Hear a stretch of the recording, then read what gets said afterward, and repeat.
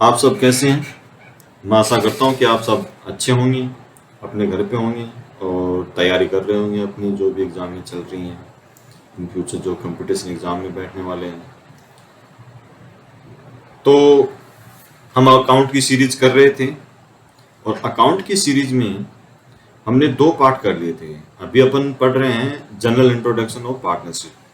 तो general introduction of partnership में अब हमने 2 पार्ट पूरे कर लिए। 2 पार्ट पूरे करने के बाद मैं आज आपके लिए तीसरा पार्ट लेके आया हूँ।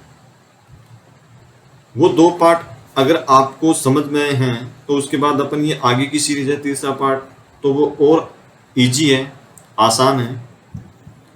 तो पहले अपन ने जो दोनों पार्ट पढ़े थे, पहले पार्ट में अपन ने पढ़ा था, ओवरव्यू पढ़ा था कि जनरल इंट्रोडक्शन ऑफ पार्टनरशिप में हम कौन कौन से टॉपिक पढ़ने वाले हैं, ये पढ़ा था।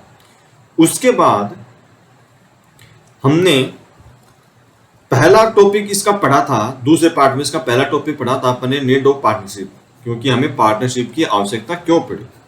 तो इसका मैंने अच्छे से चार्ट बना के आपको, सेकंड वीडियो था उसमें मैंने बताया था।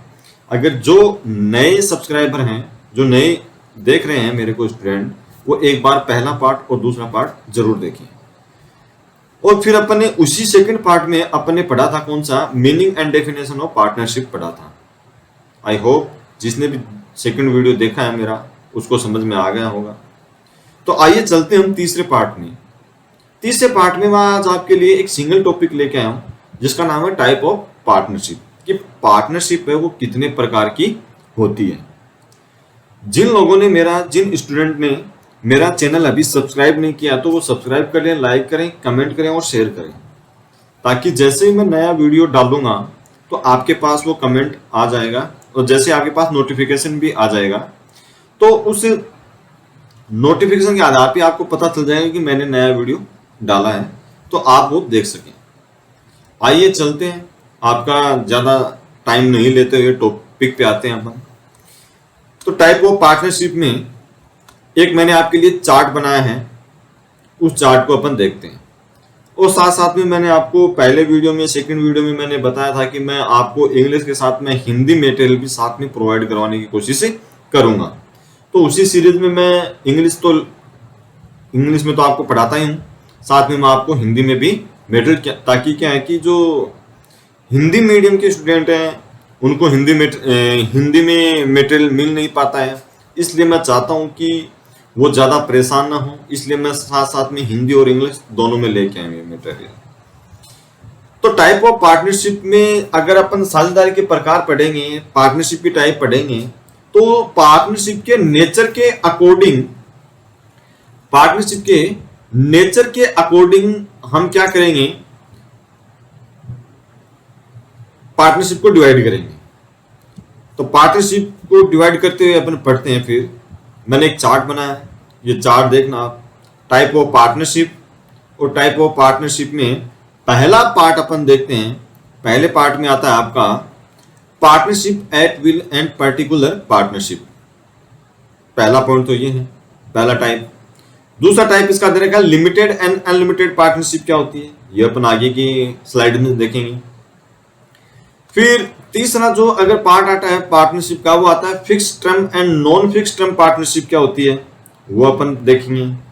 फिर चौथा पार्ट जो इसका टाइप आता है वो आता है लीगल एंड इलीगल पार्टनरशिप क्या होती है। फिर अपन देखेंगे पांचवा पार्ट इसका कि ट्रेडिंग और नॉन ट्रेडिंग पार्टनरशिप क्या होती है। इन चीजों पे अपन क्या करेंगे, फोकस करेंगे। तो आइए देखते हैं। देखो एक चीज ध्यान में रखना कि टाइप ऑफ पार्टनरशिप वो कितने भागों में बांटा गया है, 5 भागों में बांटा गया है। लेकिन ये जो टाइप ऑफ पार्टनरशिप बांटा गया है वो किसके आधार पे बांटा गया है, नेचर के आधार पे बांटा गया है। किसके आधार पे बांटा गया है, आपके नेचर के आधार पर बांटा गया है। तो आप इस चीज को भूलना मत, क्योंकि ये नेचर के आधार पे बांटा गया है। क्योंकि अलग अलग टाइप है, नेचर के आधार पर, ऑब्जेक्ट के आधार पर ये आपको मिलेगा। लेकिन जब अकाउंटिंग की बात आती है और अकाउंटिंग की बात आने पर हम क्या करते हैं, पार्टनरशिप को डिवाइड करते हैं। तो हम किसके आधार पर डिवाइड करते हैं, नेचर के आधार पर पार्टनरशिप को अपन क्या करते हैं, डिवाइड करते हैं। ठीक है, फिर अपन आगे चलते हैं।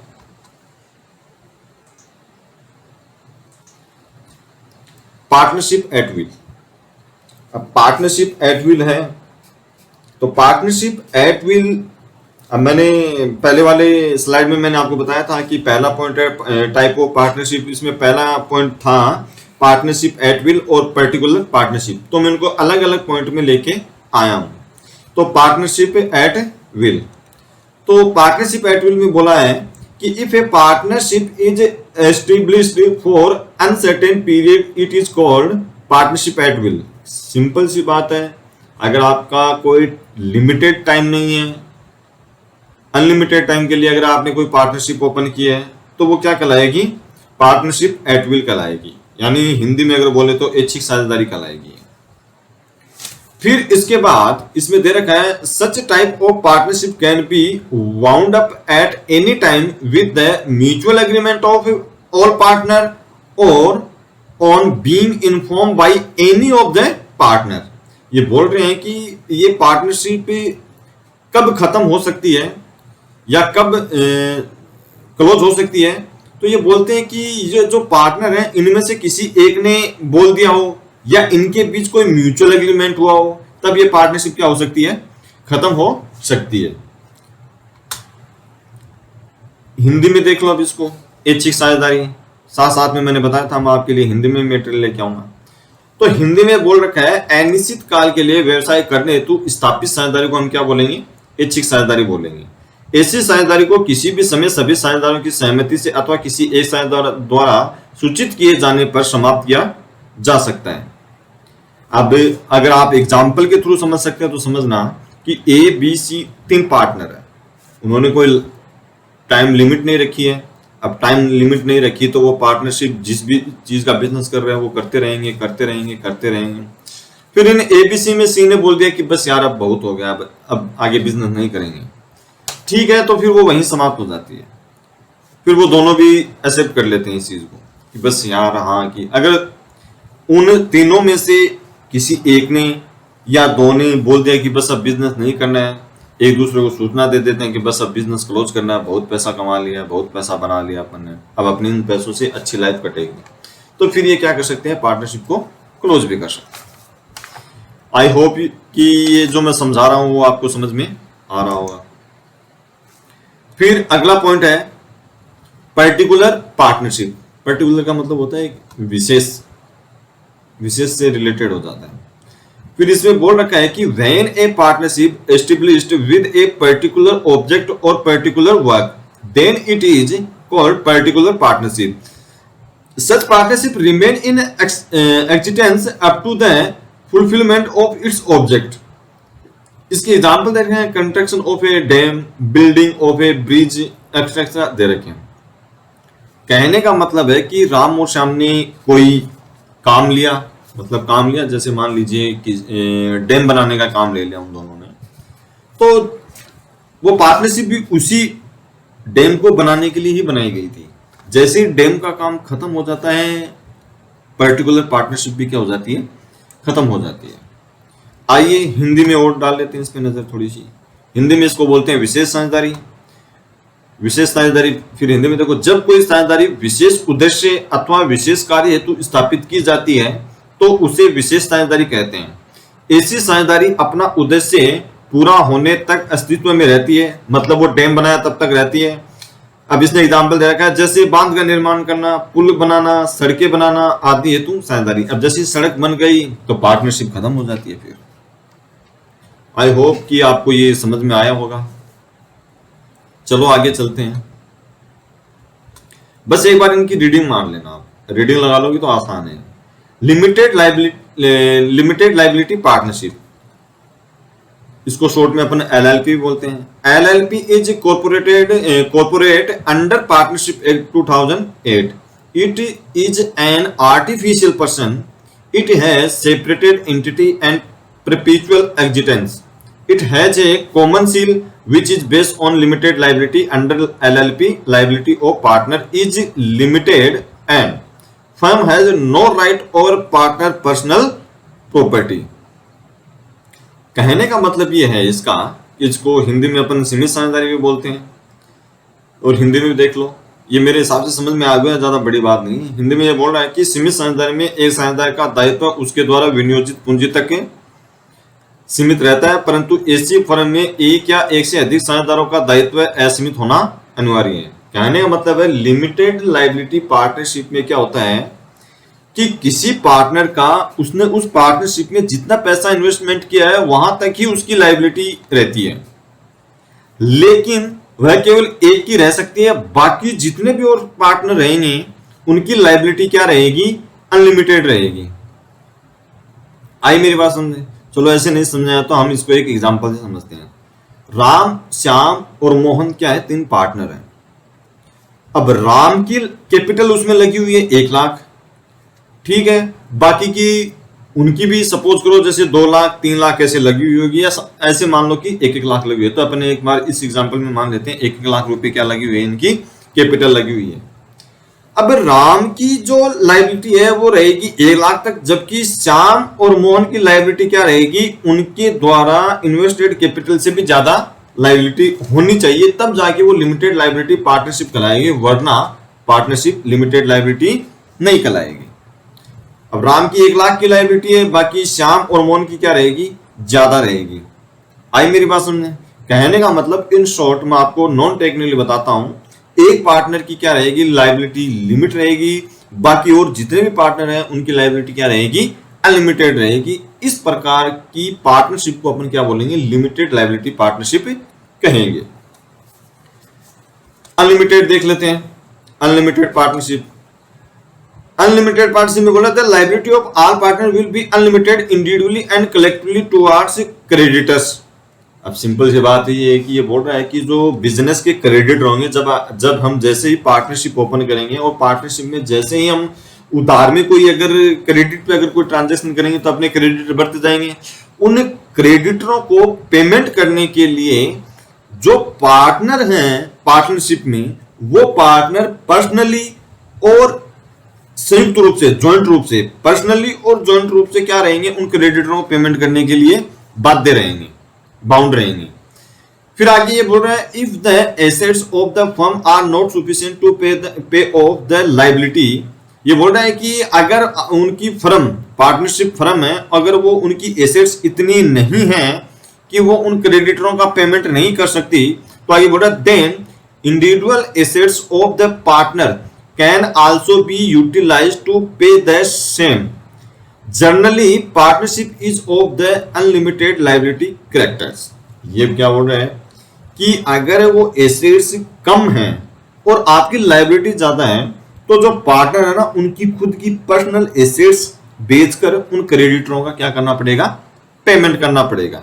और मोस्टली जो पार्टनरशिप होती है ना, वो कौन सी होती है, अनलिमिटेड लायबिलिटी कैरेक्टर वाली होती है, मतलब अनलिमिटेड पार्टनरशिप ही होती है। जो भी मार्केट में पार्टनरशिप चल रही है वो मोस्टली कौन सी है, अनलिमिटेड पार्टनरशिप ही है। समझ में आ रहा है बच्चों आपको? मैं पूरी कोशिश कर रहा हूं आपको समझाने के लिए। अगर आप फिर भी नहीं समझ में आ रहा है तो आप क्या करोगे, मेरे को ये कमेंट बॉक्स में जरूर बताना कौन सा टॉपिक या कौन सा पॉइंट आपके समझ में नहीं आया, तो वो मेरे को आप बताओगे। तो अभी मैंने बताया मोस्टली जो पार्टनरशिप होती है वो कौन सी होती है, अनलिमिटेड पार्टनरशिप ही चल रही है मार्केट में। अनलिमिटेड पार्टनरशिप का मतलब क्या होता है कि उनकी लायबिलिटी क्या रहेगी, अनलिमिटेड रहने वाली है। जैसे एक एग्जांपल ले लेते हैं, जैसे राम और मोहन 2 पार्टनर हैं, ठीक है। अब उनके क्रेडिटर कितने हैं, 4 लाख के हैं, जबकि राम और मोहन ने जो पार्टनरशिप ओपन कर रखी है उनकी टोटल एसेट्स कितने की, 3 लाख की है, जबकि क्रेडिटरों को पेमेंट कितना करना है, 4 लाख का करना है। अब 4 लाख का अगर उनको क्या करना है, पेमेंट करना है, तो पेमेंट 4 लाख का हो नहीं पाएगा। तो उस कंडीशन में वो क्या करेंगे, उस कंडीशन में क्या करेंगे, जैसे ये अपना क्या है, राम है, समझने की कोशिश करना, ये राम है और ये अपना क्या है, श्याम है,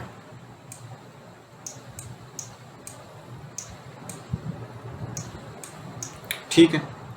अब राम की कैपिटल इसमें लगी हुई है कितनी,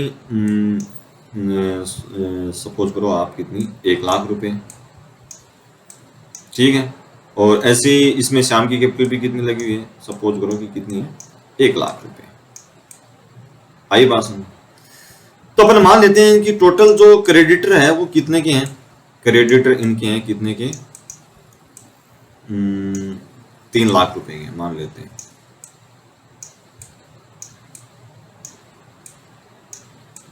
ये 3 लाख रुपए के।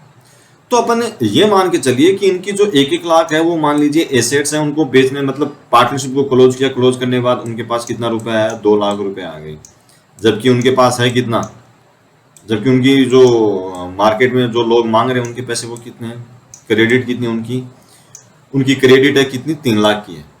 अब वो 1 लाख रुपए जो लेके आएंगे, राम और श्याम मिलके लेके आएंगे, वो अपनी पर्सनल एसेट्स बेच के लेके आएंगे। आई मेरी बात समझे? वो 1 लाख रुपए वो क्या लेके आएंगे, अपनी पर्सनल एसेट्स है वो बेच के लेके आएंगे। तब जाके बाहर वाली पार्टी का, क्रेडिटरों का पेमेंट होगा। इस टाइप की पार्टनरशिप को अपन क्या बोलते हैं, अनलिमिटेड पार्टनरशिप बोलते हैं। अब इसमें हिंदी में भी दे रखा है तो वो भी देख लो आप।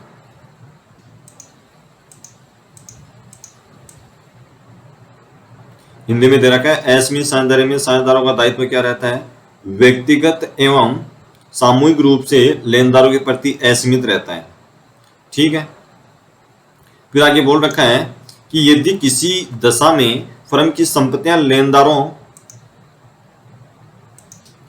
लेनदारों का भुगतान करने हेतु पर्याप्त नहीं है तो साझेदारों की व्यक्तिगत संपत्तियां भी इनको भुगतान करने हेतु प्रयुक्त की जा सकेंगी। प्राय साझेदारी असीमित दायित्व की प्रकृति की ही होती है। ये मैंने आपको बता दिया था, इसको दोबारा से पढ़ना। फिर अगला दे रखा है fixed term partnership. Fixed term partnership में बोल रहा है कि when partnership established for a certain period then it is called fixed term partnership. The partnership automatically ceases with end of that term. मतलब राम और श्याम ने वही एग्जांपल ले लेता हूं, बोले कि हम 2021 में पार्टनरशिप स्टार्ट करेंगे और 2022 के एंड 31 2022 को अपन क्या कर देंगे, बंद कर देंगे। तो फिक्स्ड टर्म पार्टनरशिप हो गई। फिर आगे देखिए, इसको हिंदी में बोलते हैं निश्चितकालीन साझेदारी। जब एक साझेदारी की स्थापना एक निश्चित समय के लिए की जाती है उसे निश्चितकालीन साझेदारी कहते हैं। उक्त अवधि के समाप्त होते ही वह साझेदारी स्वतः ही समाप्त हो जाती है।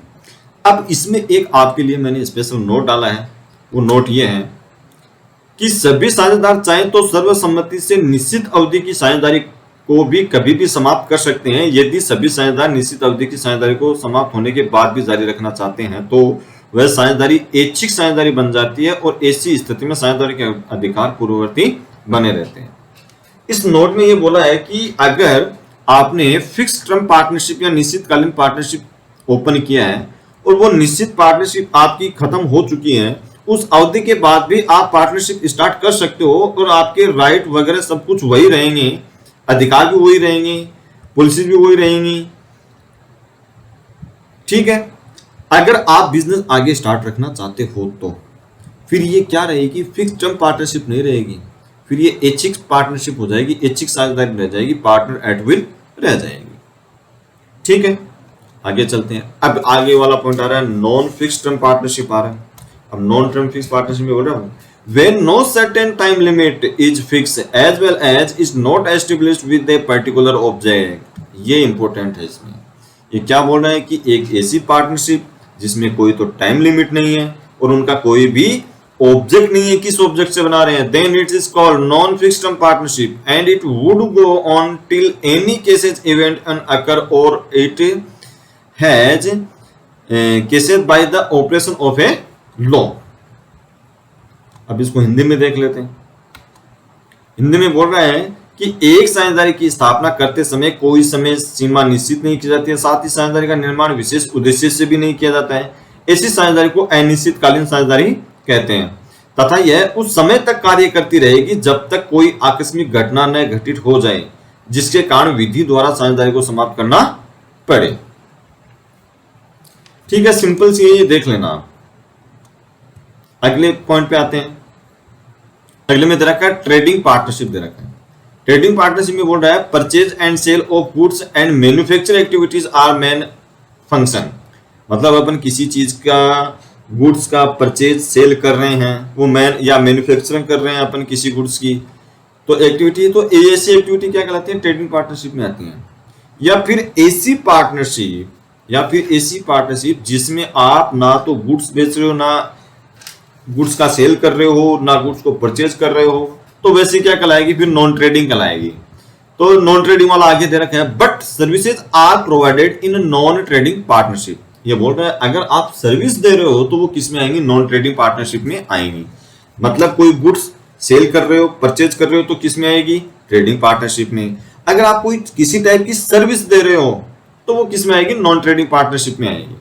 तो सर्विस में अपने क्या आता है, प्रोफेशनल पार्टनरशिप, जैसे सीए हो गया, अपना वकील हो गया, डॉक्टर लोग हो गए। अगर डॉक्टर लोगों की पार्टनरशिप होती है तो वो किसी चीज का बेचते भी नहीं है, खरीदते भी नहीं है, वो क्या करते हैं, सर्विस देते हैं। ऐसे चार्टेड अकाउंटेंट है वो भी क्या देते हैं, सर्विस देते हैं। ऐसे वकील लोग होते हैं वो भी क्या देते हैं, जैसे एडवोकेट लोग होते हैं वो भी क्या देते हैं, सर्विस देते हैं। तो वो उनकी पार्टनरशिप क्या कहलाएगी, नॉन ट्रेडिंग पार्टनरशिप कहलाएगी। और जो लोग किसी सामान को बेचने खरीदने के ऑब्जेक्ट से अगर वो क्या कर रहे हैं, पार्टनरशिप कर रहे हैं, तो ऐसी पार्टनरशिप को अपन क्या बोलेंगे, ट्रेडिंग पार्टनरशिप बोलेंगे।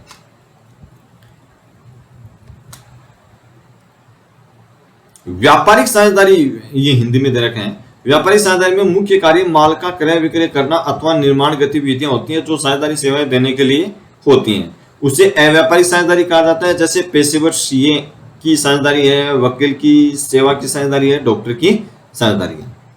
अब अपन बात करते हैं लीगल पार्टनरशिप की, कि लीगल पार्टनरशिप क्या होती है। तो लीगल पार्टनरशिप में बोला है कि if a partnership is established with the legal object and according to the national policy it is the called legal partnership.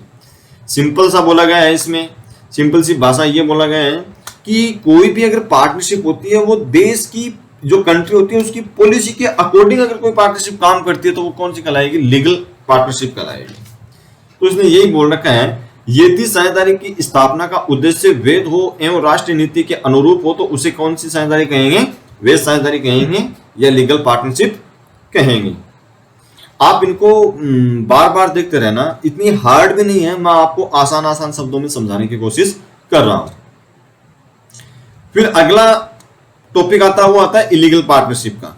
Illegal partnership में अपने को दे रखा है, partnership business are run according to Indian partnership act 1932। मैंने starting में बताया था, पहला चैप्टर जब स्टार्ट किया था पहला पार्ट, उसमें सेकंड पार्ट हमने नीड ऑफ पार्टनरशिप पढ़ा था, तो उसमें मैंने बताया था कि पार्टनरशिप एक्ट कौन सा लगता है, 1932 लगता है।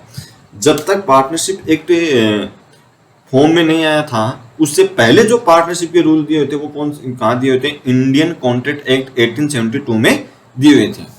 तो अब इलीगल पार्टनरशिप में ये बात आ रही है कि अगर कोई पार्टनरशिप है वो इंडियन पार्टनरशिप एक्ट 1932 के अकॉर्डिंग अगर वो काम नहीं कर रही है तो फिर वो क्या कहलाएगी, इलीगल पार्टनरशिप कहलाएगी। अब उसमें कुछ पॉइंट बना के दे रखे हैं, तो इलीगल वाले पॉइंट कौन से हैं, when the object of the partnership is illegal, when the business of, उसका जब ऑब्जेक्टिव क्या हो, गलत हो तो वो इलीगल होगी। When the business of partnership is against the prescribed national और इंटरनेशनल पॉलिसी, जब उसका इंटरनेशनल कोई पॉलिसी है या नेशनल कोई पॉलिसी है उसके अगेंस्ट जाके अगर कोई पार्टनर ऐसे बिजनेस कर रहे हैं जो उनकी नेशनल पॉलिसी और इंटरनेशनल पॉलिसी के अगेंस्ट हो तो फिर वो इलीगल पार्टनरशिप कहलाएगी। If the number of member exceed 50 in case of business, ये बोल रहा है कि अगर बिजनेस में मैंने 2 लोग बताए थे, अब ज्यादा कितने हो सकते हैं, ज्यादा हो सकते हैं अपने आगे आएगा एक, तो उसमें इंडियन पार्टनरशिप एक्ट में तो नहीं दिया हुआ कि ज्यादा कितने हो सकते हैं, लेकिन कंपनीज एक्ट में इसमें बना के रूल दे रखा है कि 50 से ज्यादा नहीं होने चाहिए। अगर 50 से ज्यादा जैसे ही अगर किसी साझेदारी में ज्यादा संख्या हो जाती है तो फिर वो इलीगल पार्टनरशिप हो जाती है।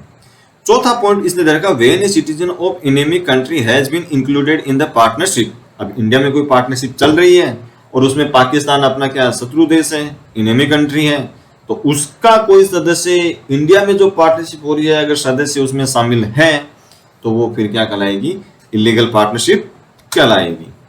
इलीगल को हिंदी में बोलते हैं अवैध साझेदारी, तो हिंदी में अपन और देख लेते हैं। साझेदारी अधिनियम 1932 के अनुसार निम्नलिखित दशाओं में एक साझेदारी क्या हो सकती है, अवैध कहला सकती है। जब साझेदारी का उद्देश्य गैर कानूनी हो, जब साझेदारी का व्यापार मान्य राष्ट्रीय नीति अथवा अंतर्राष्ट्रीय नीति के विरुद्ध हो, यदि वैध सदस्यों की संख्या 50 से अधिक हो जाती है तो वह साझेदारी अवैध हो जाती है।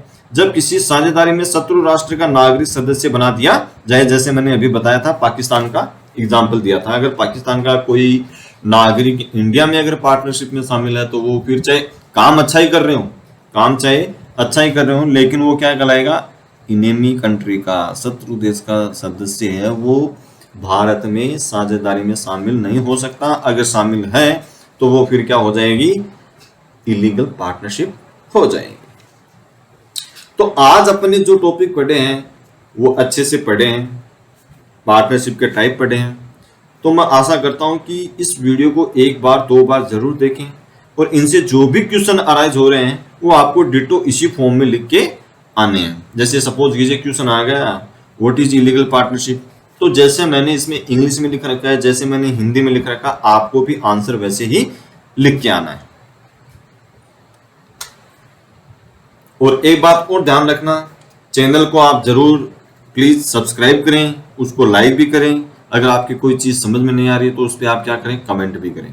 और इस चैनल को ज्यादा से ज्यादा सब्सक्राइब भी करें, ताकि जो अकाउंट के स्टूडेंट हैं, हिंदी और इंग्लिश दोनों पढ़ना चाहते हैं, या किसी के हिंदी में प्रॉब्लम आ रही है, किसी के इंग्लिश में प्रॉब्लम आ रही है, तो वो प्लीज उन बच्चों तक ये चैनल पहुंचे।